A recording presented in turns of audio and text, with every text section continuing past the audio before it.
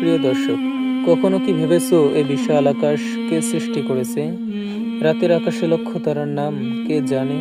মহাশূন্যে ভাসমান পৃথিবী কে স্থির রাখে? পৃথিবীর প্রতিটি বালিকণার হিসাব কে রাখে? এত বিশাল সাগর কে শান্ত রাখে? এত বিপদের মাঝেও কে আমাদেরকে নিরাপদ রাখে? কে সে? কি তার পরিচয়? কেউ কি আছে? হ্যাঁ বন্ধুরা, আছে। যিনি সব জানেন, সব দেখেন, সব শোনেন এবং সবকিছু পরিচালনা করেন। তিনি আর কেউ না, তিনি আমাদের সৃষ্টিকর্তা, তিনি আমাদের রিজিক দাতা। আসুন জানি তার পরিচয়। তার পরিচয় তিনি নিজেই তার পাঠানো কিতাব কুরআনের মাধ্যমে আমাদেরকে জানিয়েছেন। আসুন সেখান থেকে সামান্য কিছু ধারণা নেই। তিনি কেবল একজন, দ্বিতীয় কেউ নেই, তার কোনো অংশীদার নেই। তিনি কারো মুখাপেক্ষী নন, সবাই তার মুখাপেক্ষী।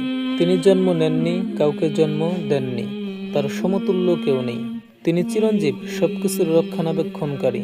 তাকে কখনো তন্দ্রা বা নিদ্রা স্পর্শ করে না। নবমণ্ডল ও ভূমণ্ডলে যা কিছু আছে সবকিছুই তার। এমন কেউ নেই সুপারিশ করবে তার কাছে তার অনুমতি ছাড়া। তিনি জানেন যা কিছু মানুষের সামনে আছে, যা কিছু মানুষের পেছনে রয়ে গেছে। তার জ্ঞানের কোনো কিছুই মানুষ আয়ত্ত করতে পারে না তার ইচ্ছা ছাড়া।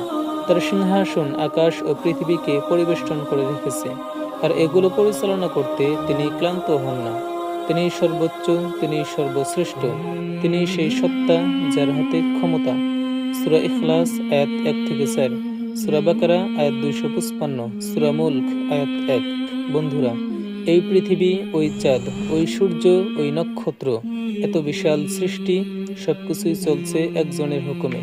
তিনি আর কেউ না, তিনি আমাদের সৃষ্টিকর্তা, তিনি আল্লাহ। তিনি একজন, তার কোনো শরিক নেই। তার জ্ঞান অসীম, তার ক্ষমতা সীমাহীন। তিনি বলেন, আমি তোমাদের মাটি থেকে সৃষ্টি করেছি, মাটিতেই ফিরিয়ে নেব, পুনরায় মাটি থেকেই একত্রিত করব। সেদিন তোমাদের নিজ কৃতকর্মের পূর্ণ প্রতিদান দেব। কারো প্রতি বিন্দুমাত্র জুলুম করা হবে না।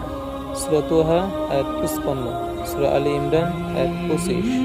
বন্ধুরা, এই পৃথিবীর ব্যস্ত শহরে ডুবে না থেকে তাকে চিনি, তাকে ভালোবাসি।